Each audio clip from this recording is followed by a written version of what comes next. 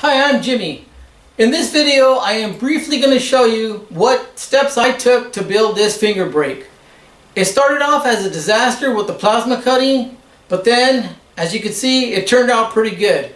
So first, I'll let you know what material I used to build this, and then we'll start with the plasma disaster, and then we'll go from there. The material I'm going to be using is some 7/8 inch plate for the fingers, 7/8 inch bar to go on top of the fingers. I will be using 3/8 inch plate for the channel. I've got 1 inch pipe and 7/8 inch round bar for the uprights. Some 1/4 inch plate to make different sizes of angle iron. A variety of fasteners to bolt everything together. And as far as the springs, I'm going to wait to find out what the final capacity weight is and to determine what size springs I'll be needing. Okay, so here's what I'm left with after all that plasma.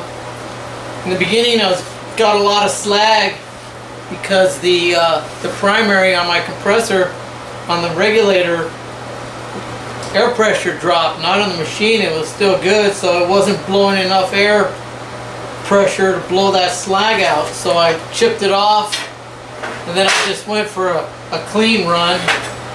And then even after that, thing looks like meth mouth, like a kid that's eaten too much candy and never been to the dentist. Okay, I chose the angle to be 60 degrees for mine because I wanted a little bit more relief so I can get some narrower bends. But as you can see, it's 60.1 degrees. I set this here, which means that if you take your angle grinder and you keep the wheel straight up and down, you can go all along the edge and just get your 60 degrees. I don't think it matters too much if you go this way. You're just going to be digging in a little bit more. But if you just gradually keep this here and just go 60 degrees, keep it straight and keep going whatever degree you want. I picked 60, like I said, and you just keep going across it. You're gonna be straight, and you flip it over and do the same thing. Now let me show you. I just got some scrap metal here, and what I did was I found the degree I wanted, and I put it there, and then I just put another piece of metal here to hold it from falling off the table, and that kept it there. So that worked out really good for me. You might want to try that, or if you know something better, if you did it another way, let the rest of the viewers know. They like to know, because this was a pain in the butt, but it was done. I mean, if I were to try to do it freehand just by eyeballing it, it would probably be high here, low here, high here, low here. With this, it went just straight all the way down, and it worked out pretty good. One thing I suggest you do is when you tack these, just tack it on one side, because if you tack it on one side only, it's easier to just break right off, just like that.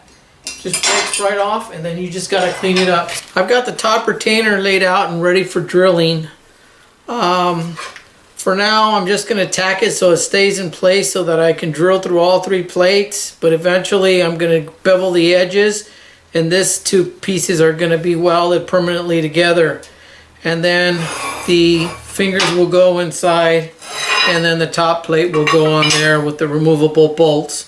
So for now, I'm just going to go ahead and I'm going to just tack these 3 pieces so I can get it held in the drill press, and I'm going to drill it through. Then I'll pull it out, bevel, do final welds, and then start cutting the fingers, and then we'll go from there. If you're interested in what I use to drill a hole in the top retainer, it's a 10-inch variable speed drill press. I went 3 steps. I used a 1/8 inch bit, then I went to a 3/8, then I went to a 1/2 inch. You can also use a hand drill. They sell these little bullseye levels you can put on top of the hand drill, and that'll help you keep it straight and guide it down so you get a nice straight hole in there. I'm going to use this 4x6 bandsaw to cut the 7/8 steel plate into fingers. As you can see, I got a couple of precision blocks in there, and if you work with this 4x6, you can get this thing pretty dialed in. I've got this thing pretty straight, so I'm hoping it comes out pretty good. Okay, here's one finger completed.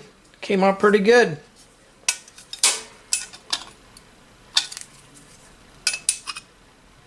Got a few more to go, and then the fingers will be done. I'm I'm going to start building the channel and the angle iron so it's back to the plasma cutter.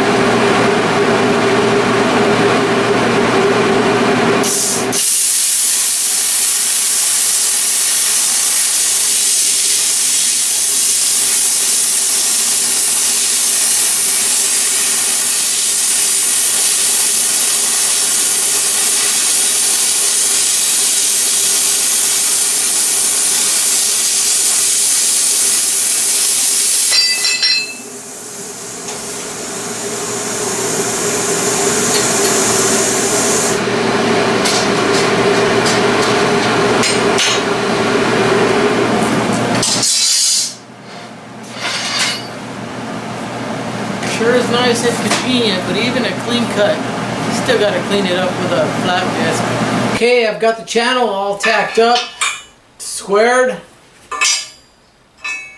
tacked inside, tacked outside. Got some angle, I'm going to sit right in there. Then I'll just put a line right across here, cut it, and it'll fit nice and flush. As you can see, I've got it all clamped up. I'm going to try to do the whole thing in one pass. Hopefully there won't be too much distortion. We'll find out. Okay, and now to determine where the posts are going to go on each side, I leveled this out horizontally and vertically. And then I put some layout dye on here. You can actually just use a marker. And then I'm going to put the post inside the sleeve. I'm going to run a marker around the outside. And then I'm going to use a hammer and give it one blow.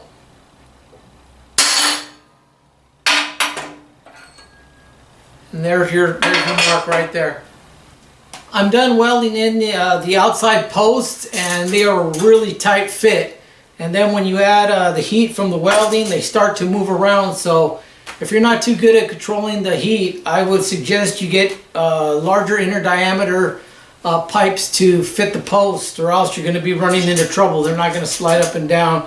So now all I'm going to do is just finish welding everything up, polishing everything, just do cosmetics, and then put it in the press and then test it out.